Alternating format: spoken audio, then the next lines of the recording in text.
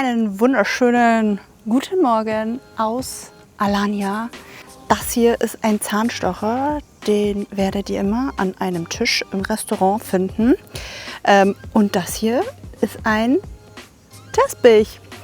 Ja, das nehmen eigentlich immer, also wenn ihr mal in der Türkei seid und zufällig mal an so Männercafés oder sowas vorbeiläuft oder auch mal in den einen oder anderen Autos, könnt ihr das auch sehen. Das ist einfach, eigentlich ist es gar nicht so schlecht, weil man somit immer was in der Hand hat. Und ich finde, das ist was besser als eine Zigarette. Und ja, also ist auf jeden Fall nicht schlecht und ist so typisch türkisch, würde ich mal behaupten. Ansonsten, heute habe ich mir gedacht, nehme ich euch mal wieder ein bisschen mit durch meinen Alltag. Heute müssen wir ein bisschen was einkaufen, so was wir hier so einkaufen, wie wir was essen. Und genau, ich dachte mir, vielleicht interessiert das den einen oder anderen. Und ich wollte auf jeden Fall auf den Bazar gehen. Heute ist nämlich Samstagsbazar, der größte hier in Mahmutlar. Der war mal ein bisschen größer, aber seitdem diese neue Mall da ist, ist es ein bisschen kleiner geworden, aber nichtsdestotrotz an Obst und Gemüse, an dieser unglaublichen Vielfalt, ja, hat sich nichts geändert. Ich wollte unbedingt so eine Pitahaya, ich glaube, ich habe es richtig ausgesprochen, kaufen. Das ist eine Kaktusfrucht. Ich blende euch hier mal so ein Bild ein. Und hat sehr viel Calcium, sehr viel Vitamin C und Eisen und erinnert mich irgendwie immer so ein bisschen an, ja, so Kiwi mit so Chiasamen. Also finde ich sehr, sehr lecker. Vor allem schmeckt die halt hier auch. Ich kann mich noch erinnern, in Deutschland habe ich die auch immer gekauft. Ich habe immer diese pinken eigentlich so geliebt. Aber es hat halt einfach nach nichts geschmeckt. Also generell. Auch so zum Beispiel Melonen. Ich habe damals eine Melone gekauft und die Kassiererin hat mich dann so angeschaut und hat gesagt, wo kriegt man denn jetzt Melonen her? Woher kommt die? Und ich so, keine Ahnung, ich habe Lust auf eine Melone. Also das ist schon toll, dass man hier einfach immer so saisonal einkaufen kann. Und heute Morgen, das war auch sehr lustig, es gibt hier in der Türkei, ich bringe euch jetzt mal ein bisschen türkische Kultur hierbei, gibt es ein Gözhacke, das nennt sich das Augenrecht. Und das finde ich eigentlich eine ganz süße und coole Tradition, weil ich glaube, ich hoffe, ich erzähle jetzt nichts Falsches, aber das ist auch eben im Islam so, dass wenn ein Kind dich zum Beispiel mit großen Augen anschaut und du isst jetzt irgendwie eine Aprikose, dann würdest du das nicht einfach vor deren Augen essen, sondern du gibst ihm halt etwas ab. Und genauso ist es zum Beispiel bei den Früchten hier, wenn du, ich nenne mich immer selber, bezeichne mich selber immer so als kleinen Dieb, wenn ich an einem Baum oder sowas vorbeigehe. Ich weiß ja nicht, wem dieser Baum gehört, aber es hängen so viele dran, sodass man sich halt was nach dem Augenprinzip nehmen kann. Also du darfst jetzt nicht irgendwie den halben Baum leer pflücken. Aber heute Morgen war dann zum Beispiel ich glaube Russe war der da. Und da hat sich dann hier ein bisschen so selbstständig gemacht an unseren Kaktusfeigen. Also ich finde es immer ganz lustig, dass die Leute einfach hierher kommen und dann irgendwie da so reinstopfen. Der ist hier reingegangen und hat sich dann so ein paar Kaktusfeigen gepflückt. Und das ist auch absolut in Ordnung, weil ich komme gar nicht hinterher, die alle zu pflücken und zu essen. Übrigens, wer noch mal sehen will, wie man sowas macht, ich verlinke euch auch mal hier das Video, was ich auch schon mal bereits aufgenommen habe. Aber hier an dem Feigenbaum, da hat der Lump, dieser freche Lump, da war genau eine dran da.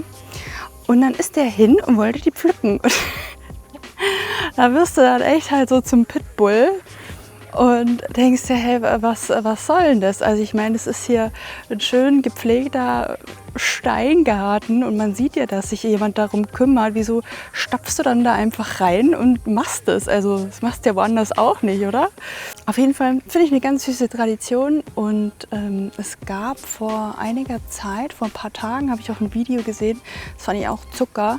Da hat ich glaube es war auch ein Ausländer, ist beziehungsweise ist an den Zaun gegangen und hat sich Orangen oder irgendwas auf jeden Fall gepflückt am Zaun, hat aber dann unter dem Zaun Geld hingeschmissen. Also das fand ich auch echt goldig. Ja, und sowas ist halt einfach eine feine, gute englische Art. Ja, und jetzt machen wir uns auf den Weg. Jetzt geht es dann erstmal trainieren. Es ist so wichtig, dass man hier eine Routine hat. Das ist das Wichtigste. Und dann kann man auch, dann steht es sowieso 1:0 gegen den Rest der Welt. Und dann kann man auch starten. Und deswegen, ja, fahren wir jetzt los. Und dann nehme ich euch ein bisschen mit, was wir hier so einkaufen und dann heute Abend auch zum Essen zubereiten. Bis dann. So, erster Pitstop ist hier quasi Migros. Oh mein Gott, und schaut euch mal bitte die Scheiben an. Könnt ihr das sehen? Die sind schon total beschlagen hier. Ja, ich habe auch ein kleines Laster. Ich gebe es zu. Das ist Monster. Monster hier 40 Lira, also unter... Nee, Moment. 60. Also, ja, immer noch bei einem Kurs von 46 und ganz wichtig, immer Sıfır Şeker. Immer. Immer, immer, immer. Denn ich esse meinen Zucker lieber, bevor ich ihn trinke. Immer schon so gewesen.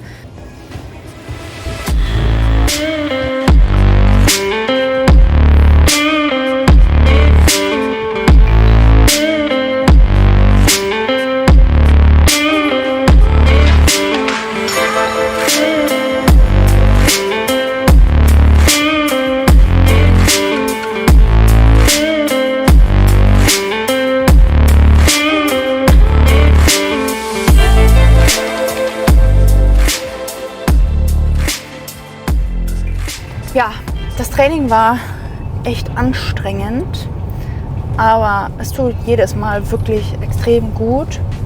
Und wir haben uns das Paket abgeholt, weil da wir ja so weit oben auf einem Berg leben, die da meistens nicht hinfahren. Das macht aber nichts, denn hier in unmittelbarer Umgebung gibt es so viele kleine Stationen, also das ist wie in Deutschland so eine Packstation. Da gibt es zum Beispiel Aras Cargo, Surat Cargo, was der Kuckuck, wie die alle heißen. Und da wird alles, was man bestellt, eben hingeliefert.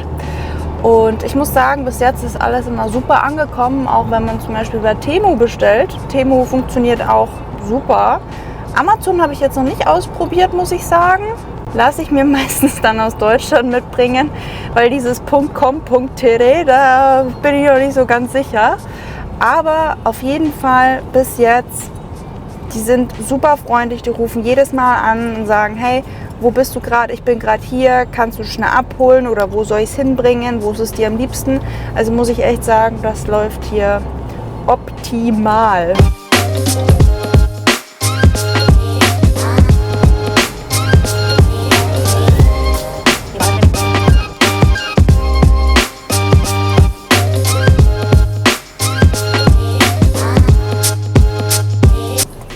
Heute wieder echt üppig heißes Wetter. Und zwar haben wir 38 Grad. Schön warm ist es. Ja, hier gibt es Çiğ Köfte. Ich mag das ja eigentlich total gerne. Nur essen wir es leider nicht so oft. Weil der Erdschan immer sagt, da ja hier in der Türkei meistens die Männer kochen und nicht immer so Haare an den Fingern haben, findet er das ziemlich unhygienisch. Aber die haben ja Handschuhe an. Naja, jedem das seine, ne? Und hier ist übrigens Super Change Office. Die haben eigentlich einen ganz guten Kurs. Na, seht ihr? Ich könnte mich eigentlich auch auf den Markt stellen hier. Mit meinen Kaktusfeigen. Das zum Beispiel ist Gözleme, ist auch richtig lecker. Wie das riecht. Oh. Yum, yum, yum. Muss ich aufpassen, dass ich nicht gegen so einen Stempen laufe. Wow. Abi ne kadar? 50. 4 tane alabilir miyim lütfen? Ich liebe das. Tuz koyma lütfen.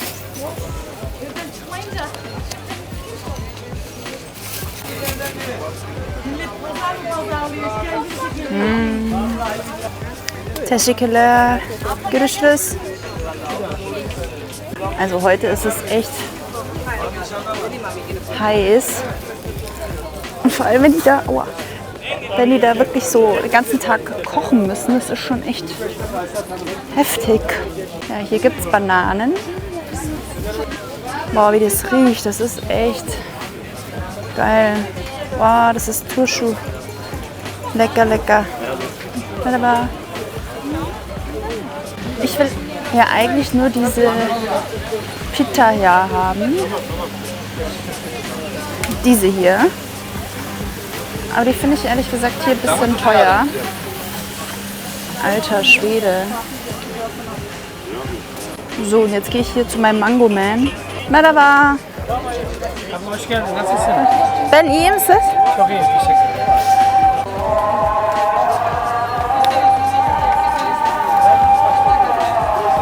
Teşekkür ederim. Merhaba, hoş geldin. Buyurun lütfen. Teşekkürler. You need Three. white, red. Two red, one white. Okay. Ja, das war eine schnelle Runde auf dem Bazar. Ich muss ehrlich sagen, ich bin eigentlich nur hin, weil ich Lust auf Papaya und diese Pita hier hatte. Und ich habe halt ein bisschen Mais mitgenommen. Das liebe ich ja sehr. Ansonsten gehe ich eigentlich viel lieber auf den Dienstagsmarkt. Der ist auch hier in Mahmutla und deshalb ein bisschen kleiner und da ist nicht allzu viel los, habe ich irgendwie das Gefühl. Dienstagmarkt ist größer, aber also mittlerweile größer. Da sind mehr Einheimische und Samstag sind mehr Touristen. Geht immer auf den Einheimischen.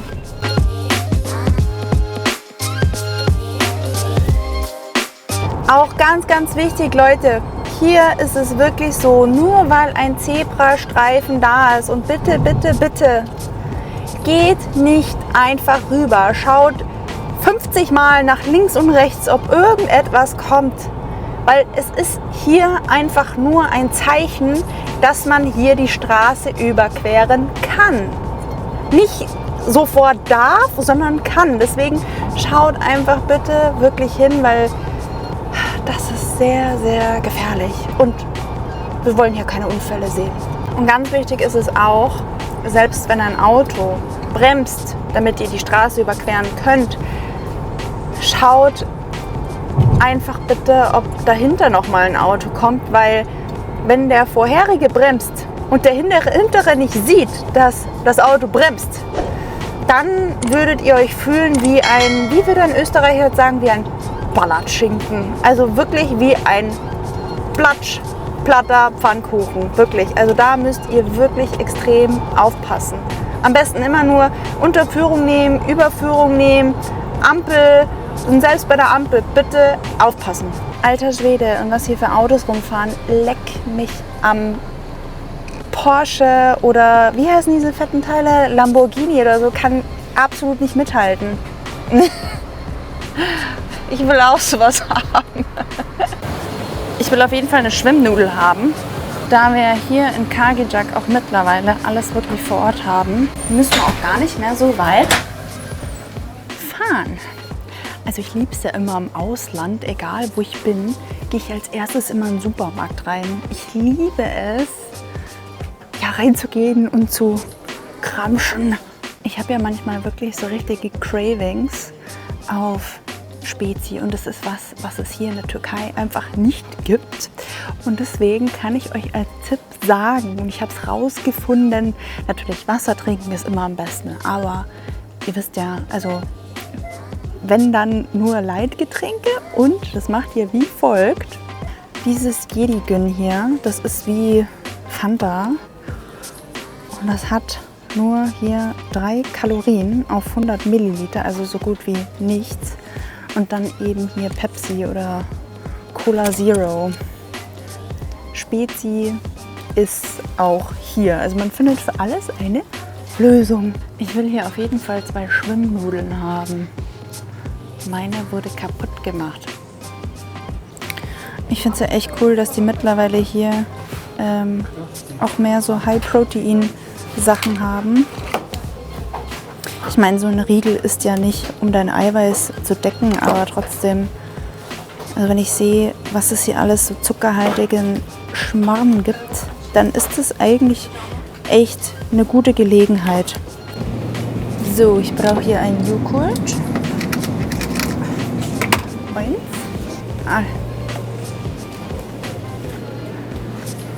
Eier, wir brauchen Eier. Hangise. Riech mal. Und Proteinshakes. So, jetzt wieder zu Hause, ein paar Stündchen später.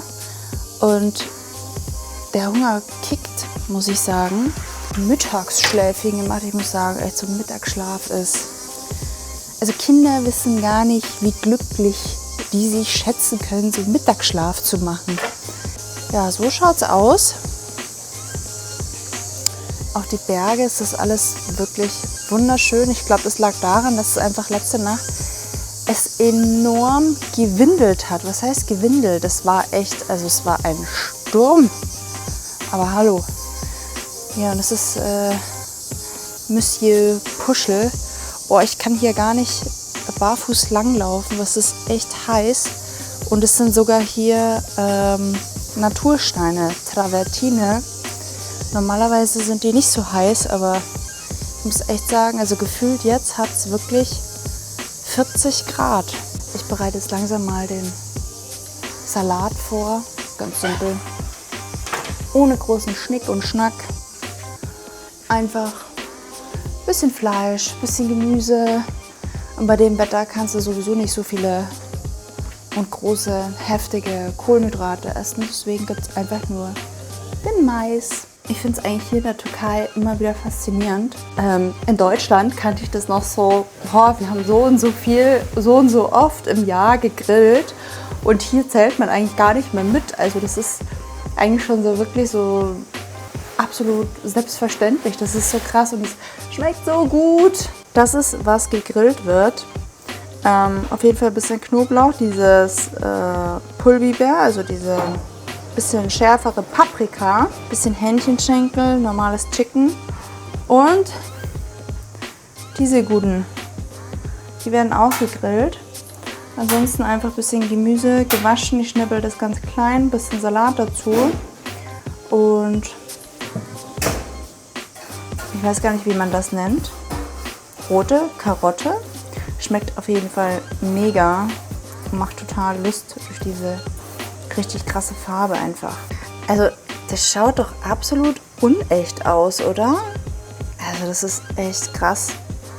Ich muss das mal probieren hier. Sorry für die Schmatzgeräusche, aber das ist halt echt sehr, sehr süß. Sehr lecker. Also ich muss echt sagen, das riecht schon richtig, richtig gut. Monsieur, der hat schon bekommen. Ja, also das schaut echt super aus. Und was kann der, also für alle Männer, die schon immer so einen brachialen Grill haben wollten, schaut mal. Danke Frank, dass du uns gezeigt hast, dass dieser Grill leuchtet. Großes Kino. Ja, es ist natürlich nicht alles, was wir heute essen werden, sondern meistens machen wir das so, dass wir so für 2 Tage vorkochen oder auch grillen und ja, dann das eben an 2 Tagen genießen. Und ich freue mich jetzt einfach aufs Essen und dann glaube ich, muss man es einfach wie die Mexikaner machen. Bisschen nochmal Siesta.